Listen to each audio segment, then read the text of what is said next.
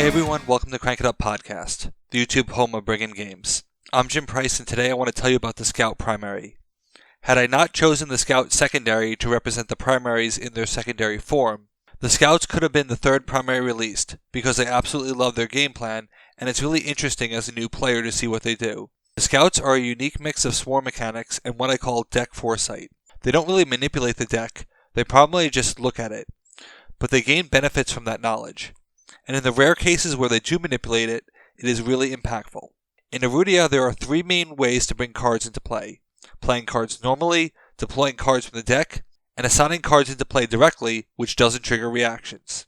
The Scouts utilize all three of these mechanisms, and they are able to use the unique advantages of each method to the full extent when these plays are made using their advanced knowledge of their decks. But what's really interesting is that you wouldn't necessarily guess this by looking at their leader, Ayla. While every leader name is chosen very intentionally, I do admit that Ayla isn't the greatest fit if you think about it only from the Scout's perspective. But if the artwork and my own interests give you some inclination as to what the inspiration behind the name is, leave a comment, and if you're correct, you will be declared awesome. But mechanically, Ayla is the only primary leader in the core set who has 4 power, because the Scouts have below baseline power, which they make up for in quantity and timing benefits. And trust me, they are just fine with the reduced power. Ayla's first ability is that she comes with a charge that can be used to destroy a rival unit with less power than your unit count there, which will often be used immediately, but not always. Ayla is a charge in case you draw her, and offers an interesting opportunity to be played early, knowing that your rival is risking a future sacrificial victim. Because the Scouts want us to capitalize on every moment, the destruction allows them to play another unit, often to swing a battlefield, or solo it. But the second ability is absolutely crucial to Ayla. Ayla has the ability to shuffle herself into your deck, and it's important to note that all capture abilities, including retreat, are inherently optional. So why wouldn't you do this? Normally you would, but someday you will discover why the answer isn't an automatic yes. But when you do shuffle in Ayla, she is back in your deck to be deployed again, and it's not uncommon to see Ayla played 3 to 4 times per game. For a Scout deck that relies on deploying, its leader makes a statement that she is always ready to be deployed. When you consider the deploy mechanic, there are 2 ways to play it: accepting whatever you get, and knowing what you will get. The Scouts obviously prefer the latter, and a key unit that ties both the foresight and its payoff together is the Informant.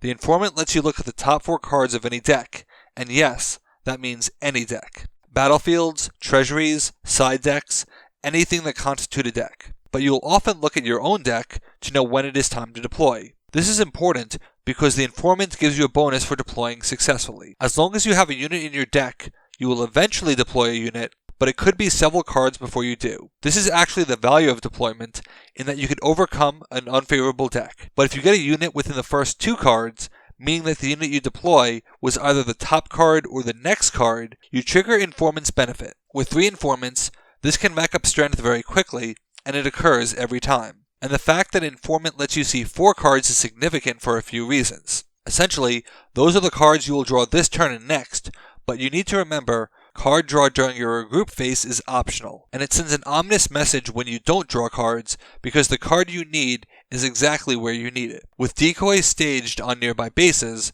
the Informant can lead, let you know when it's time to swarm, and greatly increase your efficiency, because the Scouts, if not played properly, will burn through their units. To help with that efficiency, the Scouts have some brutal plays in order to make them less unit starved, while making their rival need more. Intercept was the first card written for the Scouts because it captures exactly what I want to happen. I know your deck so well that I know when to burn a card of yours for my benefit. When I'm winning and you already have presence, and I can absorb giving you power, that's when Intercept really shines.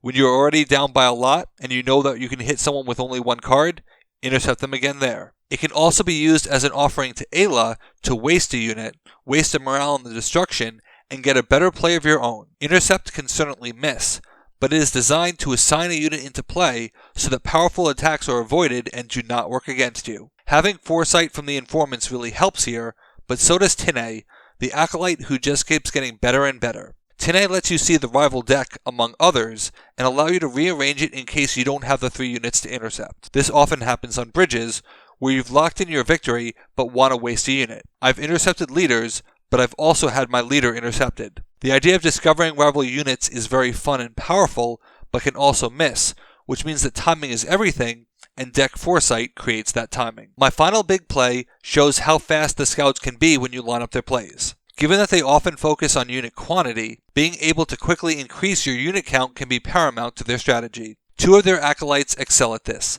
Vasco and Kingsley. Now Vasco is my favorite acolyte in the core set, and I can do an entire video on him, but for the purposes of this video, consider Vasco terminally, a free play on a battlefield where you have no units. Kingsley can be the first to a battlefield, but she doesn't have to stay there. You can move her later to a battlefield with 2 or more allied units. So if you play Relay Network early, you have a powerful construct there that I love that's just waiting for a future big play. Vasco can be played for free because Relay Network doesn't block Vasco intentionally. That single play changes your unit count from 0 to 2, which means Kingsley can move over.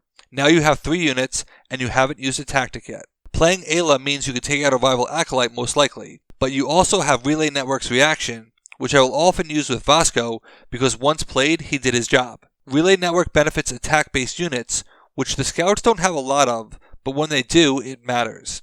If you play an Informant, you may decide that you don't like your options, and that it wouldn't trigger the Informant anyway, so you can bury it and get something else instead, saving the Informant for later. Considering the Decoy's ability to pivot, you can easily get 4 to 5 units on a battlefield before you even use a tactic, allowing Jock to be a powerful finisher. When you line up their plays properly, it's not uncommon for the scouts to go 0 to breakpoint to solo a battlefield, kicking you off in the process.